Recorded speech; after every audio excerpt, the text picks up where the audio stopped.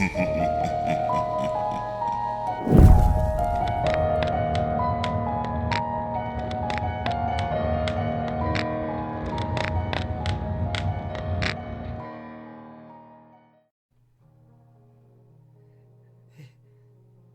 was simple, we thought.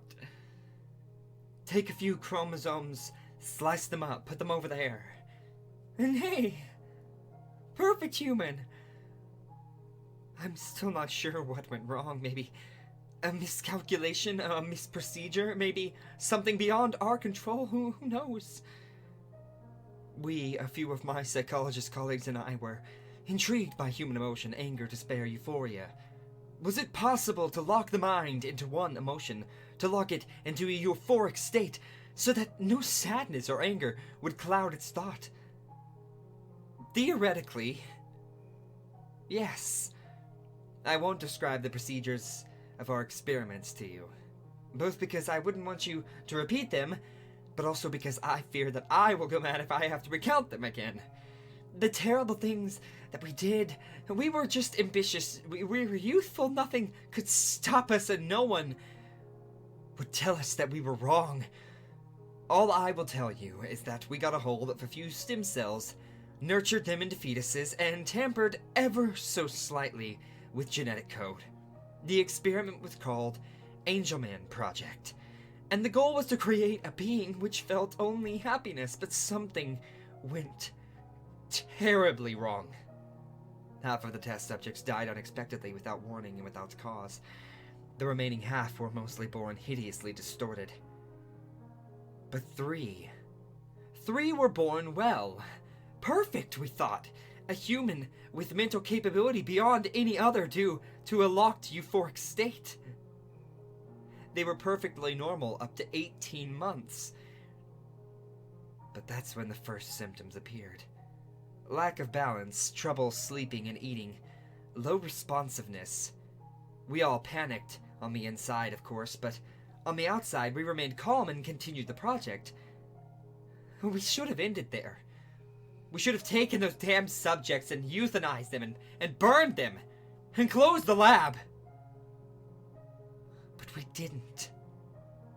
Things only got worse from there. The subjects' movements became increasingly sporadic, and they could not utter words. But they could laugh. And they did so often, much too often. Not happy laughter either. It was quiet. Almost nervous laughing. But it was nearly constant. No matter how much pain was inflicted on the subject, it merely stared at you and laughed, as if it were mocking you, calling your attempts to harm it futile. We expected the subjects to have extra learning capabilities, but this was quite the opposite. Their mental development was severely delayed. They couldn't pay attention to something for more than a few minutes before lapsing into a laughing fit. But we still continued. We hoped that these symptoms would clear up as the children got older. We even gave a name to the symptoms. Happy Puppet Syndrome, because the mindless movements of the children made it seem like they were puppets on strings. 5 years into the project, we realized that there was no hope. We could no longer stand the incessant laughing of the children, as if they knew something that we did not, as if some kind of joke passed between them. To look at a child and to see it twitch sporadically and laugh excessively is a haunting thing. 2 of my colleagues had already quit because they just couldn't stand it. I never heard from them afterwards. They're probably dead. The children had not talked for 5 years. They only laughed. We went in to give them breakfast, and they stared at us with their huge eyes twitching, giggling, saying nothing. We laid the meal in front of them and left. It was laced with toxins that would silently and painlessly kill them. It was a painful thing to do, to kill children, but it had to be done. However, we soon realized it would not be that easy. As a friend of mine set a tray of food down in front of one of the boys, the laughing stopped. For the first time in 5 years, the laughing stopped. The boy looked up at my friend, his eyes suddenly dark, deadly serious, and the laughing was gone. They continued to stare at him and twitch for a while. My friend was in shock and would not move. My colleagues and I stood with pen and notepad ready to take notes. Suddenly, my friend fell to his knees, grasping his head and yelling furiously. He appeared to be in tremendous pain. My colleagues and I were so surprised by this, but we could do nothing but sit and watch. My friend collapsed to the floor, yelling curses. He jerked violently a few times and then went limp. I held back the urge to be sick, more successfully than a few of my colleagues. Something about this was not normal. A dark presence seemed to tower over us. We immediately sealed the entrance.